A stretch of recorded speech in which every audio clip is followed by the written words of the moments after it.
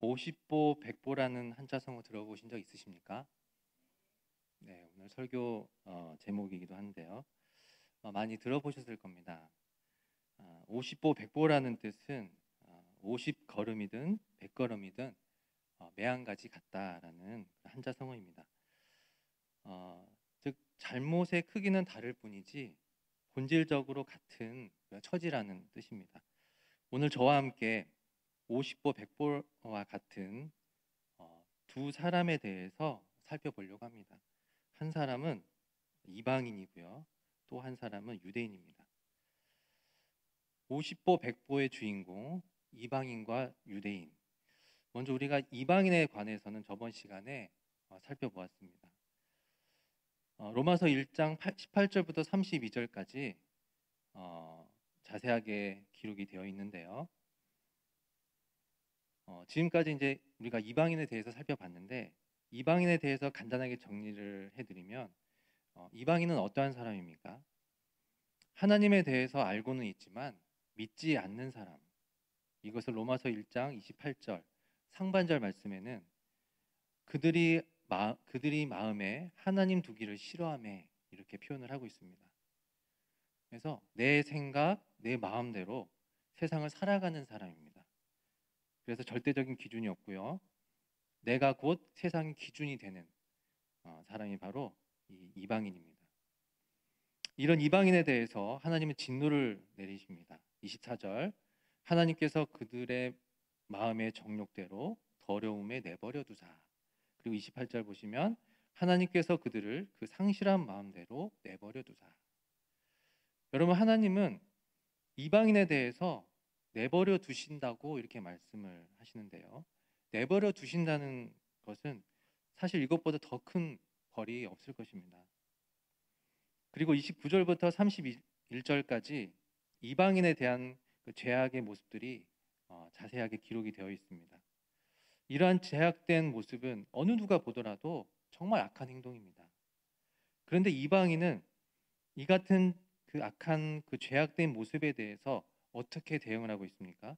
32절 보시면 제가 읽어드리면요. 그들이 이 같은 일을 행하는 자는 사형에 해당한다고 하나님께서 정하심을 알고도 자기들만 행할 뿐 아니라 또한 그런 일을 행하는 자들을 옳다 하느니라. 그들의 마음에는 하나님은 없고요. 대신 내가 내 삶을 모든 것을 지배하고 다스리고 결정하고 있는 그런 이방인의 모습을 볼 수 있습니다. 여러분, 그럼 우리는 어떻게 해야 합니까? 그러니까 그 이방인들에 대해서 그냥 내버려 둬야 합니까? 그렇지 않습니다. 그들에게 다가가서 복음을 전해야 되지 않겠습니까? 어떻게 저런 나쁜 행동을 할 수 있을까? 이렇게 뭐 손가락질하고 배척하고 외면하는 것이 아니라 그렇게 할 수밖에 없는 그들의 연약한 모습에 대해서 예수님의 긍휼과 사랑의 마음을 가지고 다가가는 겁니다. 그리고 손을 내밀어서 죄악의 구렁텅이에서 그들을 끄집어내야 할 줄 믿습니다. 그렇다면 다음 50보 100보인 사람 중에 남은 사람 유대인에 대해서 이 시간 살펴보려고 합니다. 이 사람에 대해서는 무려 2장 1절부터 3장 8절까지 길게 기록이 되어 있습니다. 그런데 여러분, 이방인과 유대인에 대해서 50보 100보라고 말씀을 드렸는데 유대인이라 하면 어떤 사람입니까? 하나님을 믿고 있는 사람일 텐데요. 어떻게 이방인과 유대인을 비교할 수 있을까요? 지금부터 하나하나 저와 말씀을 통해 살펴보고 그 속에서 귀한 영적인 교훈을 얻고자 합니다. 여러분, 먼저 유대인 하면 가장 먼저 떠오르는 것이 이스라엘 민족일 것입니다. 구약으로 쭉 거슬러 올라가다 보면 하나님께서 이스라엘 민족을 선택하시고 복을 주시는 장면이 등장을 하게 됩니다. 이스라엘 민족의 시작이라고 할 수 있는 그 믿음의 조상인 아브라함을 우리는 생각해 보지 않을 수 없습니다. 여러분, 아브라함은 어떤 사람입니까? 아브라함은 계명 후의 이름이고 계명 전의 이름은 아브라함입니다. 아브라함은 우리와 같은 아주 평범한 사람 중에 한 명이었습니다. 우상을 만들고 파는 아버지인 데라 밑에서 우상과 타락의 도시인 그 갈대아 우르에서 그냥 그렇게 여느 사람들과 살다가 죽게 되는 그런 평범한 사람 중에 한 명이었습니다. 그런데 하나님은 어느 날 아브라함을 부르시는데요. 창세기 10장에는 노아의 이야기가 등장을 하고 11장은 바벨탑 이야기가 나오는데, 그리고 12장 갑자기 하나님께서 아브라함을 부르시는 장면이 나옵니다. 이 하나님의 깜짝 부르심은 어떠한 이유나 어떠한 질문, 어떠한 사전에 어떤 그런 현상도 없었습니다. 창세기 12장 1절 말씀인데요. 여호와께서 아브라함에게 이르시되 너는 너의 고향과 친척과 아버지의 집을 떠나 내가 내게 보여줄 땅으로 가라. 내가 너로 큰 민족을 이루고 내게 복을 주어 내 이름을 창대하게 하리니 너는 복이 될지라. 여러분, 하나님께서 주신 이 복이 로또보다 더 큰 복이 아니겠습니까? 이렇게 하나님은 아브라함을 선택을 하셨습니다. 이 선택은 어떤 조건이 있는 선택이었습니까? 그렇지 않습니다.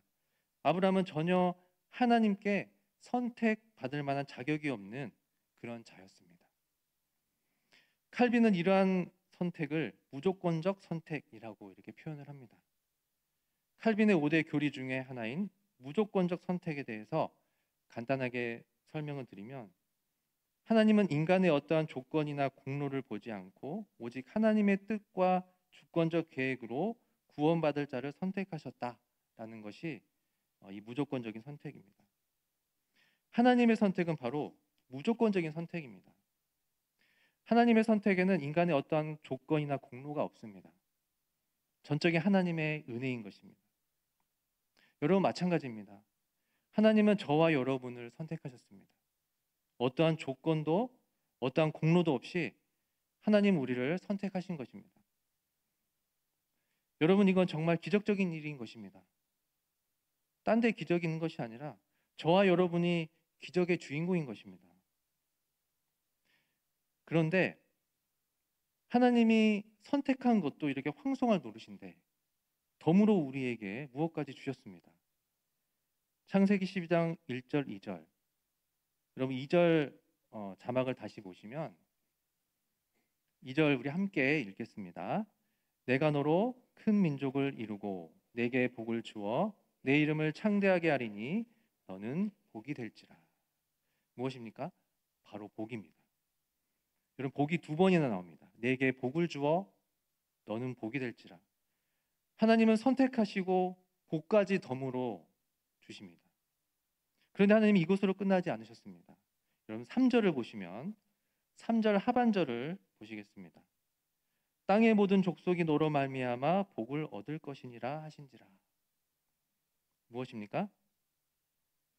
주위의 사람들이 너 때문에, 너를 통해서 복을 받는다는 그런 말씀입니다. 여러분, 하나님은 나를 통해서 복의 근원이 되게 하셨습니다. 그리고 내가 복의 시작점인 셈입니다. 그리고 그 복은 나를 통해서 주위로 나아가는 것입니다. 이웃이, 가문이, 더 나아가 나라가 복을 받게 되는 것입니다.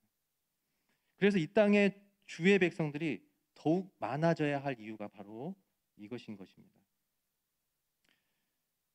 하나님의 이 선택은 아브라함을 통해서, 그리고 아들 이삭, 그리고 야곱을 통해서, 그리고 야곱의 12아들 이스라엘 12지파 조상이 되어서 이스라엘 민족이 형성하게 되는 것입니다. 그리고 이스라엘 민족이 이제 사사시대, 왕국시대, 그리고 신약시대에 들어와서 회당 중심의 유대교, 유대인 체제로 발전이 되는 것입니다. 지금까지 유대인의 역사적인 그 흐름에 대해서 잠깐 살펴봤는데요. 그래서 여러분, 기본적으로 유대인은 하나님께서 자신의 민족을 선택했다라는 그 선민 사상과 함께 복을 받은 민족이라고 굉장히 자부심이 강합니다. 그런데 여기에서 문제가 생기게 되는 것이죠. 겸손해야 할 민족이 교만하게 되는 것입니다.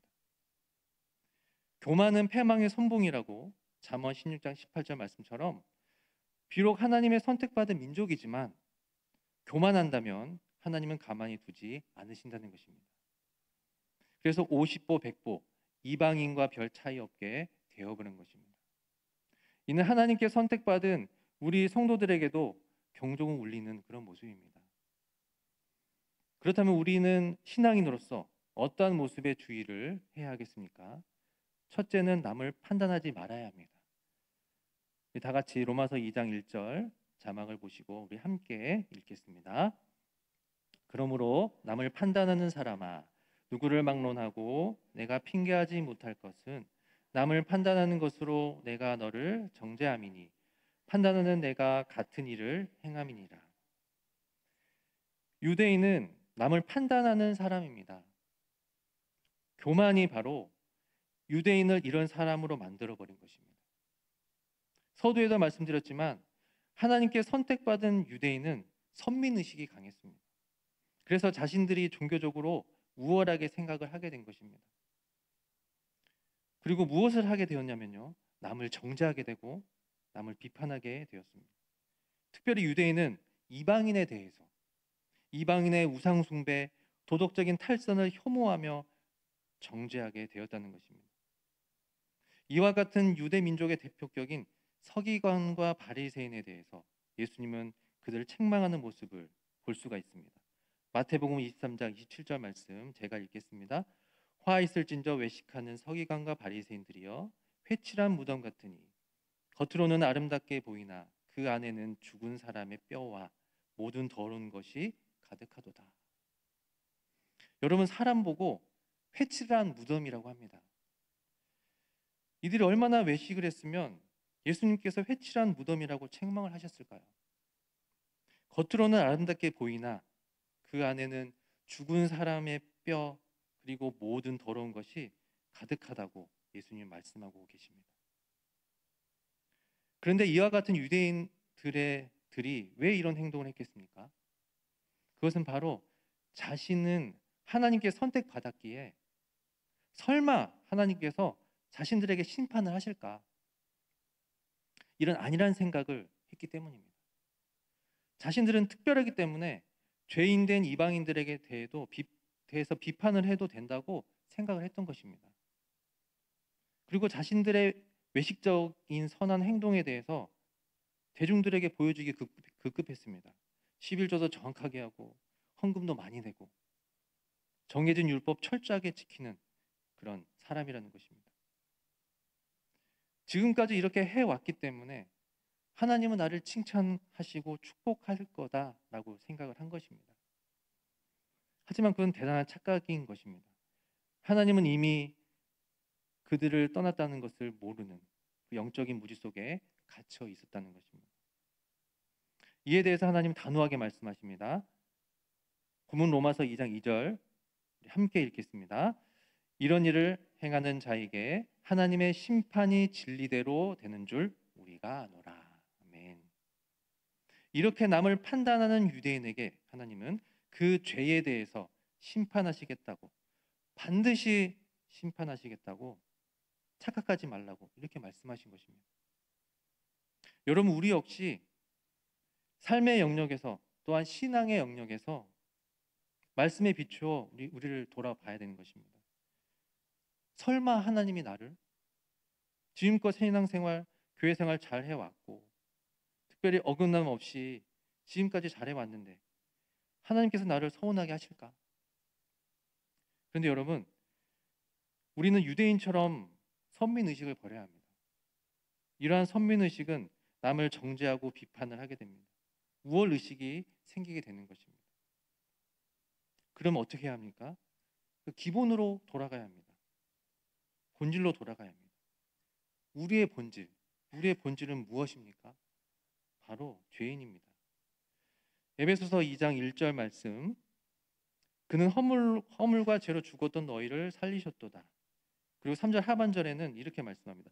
본질상 진노의 자녀였더니, 이렇게 말씀하시면서 우리 에베소서 2장 4절에서 5절 말씀 우리 함께 읽어보시겠습니다. 긍휼이 풍성하신 하나님이 우리를 사랑하신 그 큰 사랑을 인하여 허물로 죽은 우리를 그리스도와 함께 살리셨고 너희는 은혜로 구원을 받은 것이라. 아멘. 여러분, 우리는 죄와 허물로 죽었습니다. 이것이 우리의 본질입니다. 그리고 진노의 자녀가 우리의 본질입니다. 여러분, 죽은 사람이 말을 할 수 있습니까? 생각을 할 수 있습니까? 하지만 우리가 예수 그리스도를 믿음으로 하나님께서 우리를 그리스도와 함께 살려주신 것입니다. 아무 공로 없이 조건 없이 우린 구원받았습니다. 하나님의 은혜인 것입니다. 나를 은혜로 살려주신 하나님은 어떠한 분이십니까? 긍휼이 풍성하신 하나님, 우리를 사랑하시고 크게 사랑하시는 분이신 것입니다. 그렇다면 은혜로 죽었다가 살게 된 내가 어찌 남을 정죄하고 비판할 수 있습니까? 우월의식이 뭐가 필요합니까? 오직 하나님께 감사할 뿐이 없는 줄 믿습니다. 두 번째입니다. 고집과 회개하지 아니한 마음을 버려야 합니다. 유대인은 고집과 회개하지 아니한 마음이 있었습니다. 우리 5절 함께 읽으시겠습니다. 다만 내 고집과 회개하지 아니한 마음을 따라 진노의 날 곧 하나님의 의로우신 심판이 나타나는 그날에 임할 진노를 내게 쌓는도다. 아멘. 먼저 유대인의 고집에 대해서 이렇게 말씀을 하는데요. 여기에서 이 고집의 의미는 무감각, 완고함을 말합니다. 이 고집에 대한 헬라어 단어가 신약 전체 중에 방금 읽은 이 5절에만 쓰이는 특별한 단어입니다. 이것은 유대인 하면 떠오르는 대명사나 별명 같은 그런 의미의 단어가 아닐까 생각을 해보는 겁니다. 고집쟁이 유대인, 이렇게 별명 같은 거를 말하는 겁니다. 고집에 대한 사전적 의미를 찾아보니까 이렇게 기록되어 있습니다. 자기의 의견을 바꾸거나 고치지 않고 굳게 버팀 또는 그렇게 버티는 성미. 고집이 있는 사람은 절대로 자기의 의견을 바꾸거나 고치지 않습니다. 굳게 버티게 되는 것입니다. 그런데 하나님 말씀에 대해서도 이렇게 고집을 부리니까 문제가 되는 것입니다. 이스라엘 백성도 하나님과 함께 광야 생활을 하게 되었습니다. 하나님께서 이스라엘 백성들을 이렇게 평가를 하게 됩니다. 어떻게 평가를 하냐면 목이 곧은 백성이다, 이렇게 평가합니다. 얼마나 이 이스라엘 백성이 고집된 모습을 많이 보았으면 하나님께서 이런 멋진 별명을 만드셨을까 생각을 해봅니다. 신명기 9장 13절 말씀에 이렇게 나옵니다. 여호와께서 또 내게 말씀하여 이르시되 내가 이 백성을 보았노라. 보라, 이는 목이 곧은 백성이니라. 여러분, 고집은 신앙인에게 있어서도 좋은 성품이 아님을 믿습니다. 그 이유는 고집은 자신을 개방하지 않고 폐쇄하기 때문입니다. 신앙생활을 하고 있지만 하나님 말씀보다는 나의 생각, 더 나아가 나의 신앙의 생각이 더 우선이 되게 되는 것입니다. 이것이 고집입니다. 이스라엘 백성에게는 하나님께 받은 은혜가 너무나 많습니다. 구름 기둥과 불 기둥, 만나와 메추라기, 수없이 많습니다. 하지만 어떤 어려운 환경이 닥치게 되면 하나님을 바라보지 않고 내 신앙의 테두리 안으로 들어가게 되는 것입니다. 그리고 판단하며 행동합니다. 이것이 바로 고집인 것입니다. 신앙에 있어서 내 나름대로 만들어진 신앙의 테두리는 여러분 없는 것입니다. 그 속에 갇히게 되면 하나님 신앙생활을 하는 것이 아니라 내 신앙생활을 하게 되는 것입니다. 여러분, 오직 하나님만 바라보는 신앙이 되어야 될 줄 믿습니다. 갇혀있는 신앙이 아니라 열려있는 신앙인 것입니다. 이것이 순종의 신앙입니다. 여러분, 5절을 다시 한번 보시면 내 고집과 회개하지 아니한 마음으로 인해 하나님의 진노가 점점 쌓이게 된다라고 이렇게 말씀하고 있습니다. 여러분, 진노가 쌓인다는 거, 여러분, 이 쌓인다는 표현, 이 쌓인다는 표현을 어떻게 실감하게 표현할 수 있을까? 고민을 좀 많이 했습니다. 여러분 댁에서 먹고 남은 그릇이 점점 쌓이는 거, 귀찮다고 안 치우면 이렇게 좀 점점 더 쌓이게 됩니다. 여러분 공감하십니까? 네. 재활용품 통에도 처음에는 별로 없다가 점점 일주일이 지나면 계속 이상하게 종이도 쌓이고 플라스틱 할 거 없이 가득 쌓이다가 어느 순간 넘치게 되고 무너지게 되는 그런 모습을 볼 수 있습니다. 하나님의 진노 역시 점점 쌓인다는 것, 여러분 꼭 기억했으면 좋겠습니다. 유대인들이 착각하는 것이 하나 있습니다.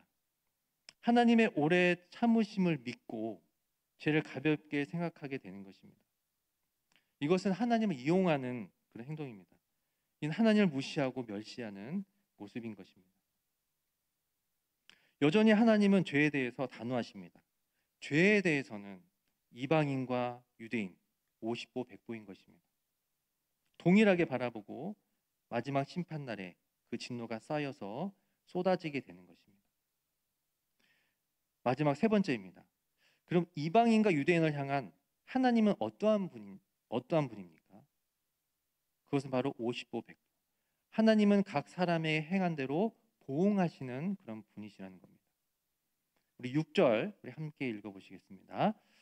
하나님께서 각 사람에게 그 행한 대로 보응하시되. 하나님은 각 사람에게 그 행한 대로 보응하시는 분이십니다. 죄에 대해서 하나님은 이방인과 유대인 구별이 없다는 것입니다. 보응이라는 그 의미의 뜻은 갚다, 되돌려주다라는 그 의미입니다. 하나님은 각 사람이 어떻게 했을 때 그 행동한 대로 갚거나 되돌려 주실까요? 하나님은 정말로 정확한 분이신 것 같습니다. 7절 우리 함께 읽겠습니다. 참고 선을 행하여 영광과 존귀와 썩지 아니함을 구하는 자에게는 영생으로 하시고.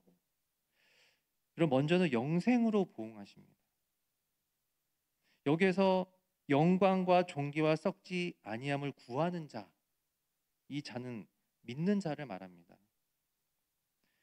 여러분, 믿는 자가 구하는 것은 세상에 있는 부귀와 권력이 아니라고 말씀합니다. 믿는 자는 세상 사람들이 전혀 관심을 갖지 않는, 세상 사람들이 보기에 정말 별로 쓰잘데기 없을 것 같은 그런 것을 구하는 자입니다. 그것은 바로 영광, 존귀, 불멸입니다. 그렇지만 믿는 자는 이것을 가지고 살아갑니다. 참고 또 참고 또 선을 행합니다. 이 선을 행한다는 것은 하나님께 대한 어떤 소망의 그런 표시입니다. 전도하는 것, 하나님을 위해 봉사하고 헌신하는 것. 세상 사람들이 보기에는 이해도 안 되고 어쩌면 손가락질 당하는 일이지만 믿는 자에게는 하나님의 소망을 가지고 참고 인내하며 선을 행하는 것입니다. 여러분 신앙생활 하시다가 절대 포기하지 마시기 바랍니다. 이 말세의 때에 여러분 정말 잘하고 계시는 겁니다. 갈라디아서 6장 9절 말씀을 여러분 다 아실 겁니다. 우리가 선을 행하되 낙심하지 말지니 포기하지 아니하면 때가 이름에 거두리라. 여러분 아멘이십니까?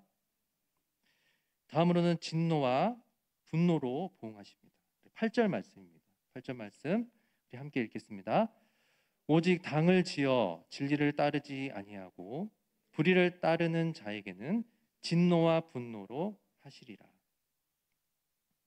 여러분 8절 초반에 나오는 이 당을 지어라는 말은 자신의 이기적인 야망을 의미하는 표현입니다. 이기적인 야망. 이 야망은 모든 초점이 자신에게 집중되어 있는 자입니다. 하나님이 아닌 내 힘으로 할 수 있다라는 그런 교만한 모습인 것입니다. 하나님이 이런 자에게 진노와 분노로 보응하신다고 말씀하고 있는 것입니다. 말씀을 정리하고자 합니다. 우리 하나님은 사랑이 많으신 분이지만 반면에 질투하신 분이십니다. 우리에게 질투를 하신다는 것은 관심이 있다는 뜻입니다. 여러분 우리가 죄를 짓는다는 것은 하나님 입장에서 본다면 하나님 사랑에서 떠난다는 그런 신호입니다. 하나님을 사랑하지 않고 하나님 이외의 다른 것을 사랑하고 관심을 가진다는 그런 의미이기 때문입니다. 이에 대해 하나님은 질투하시지만 여전히 그 죄에서 돌아오기를 원하시고 지금도 기다리시는 사랑이 많으신 하나님이신 것입니다. 여러분, 이 시간 함께 말씀을 생각하시면서 두 가지를 놓고 우리 기도했으면 좋겠습니다.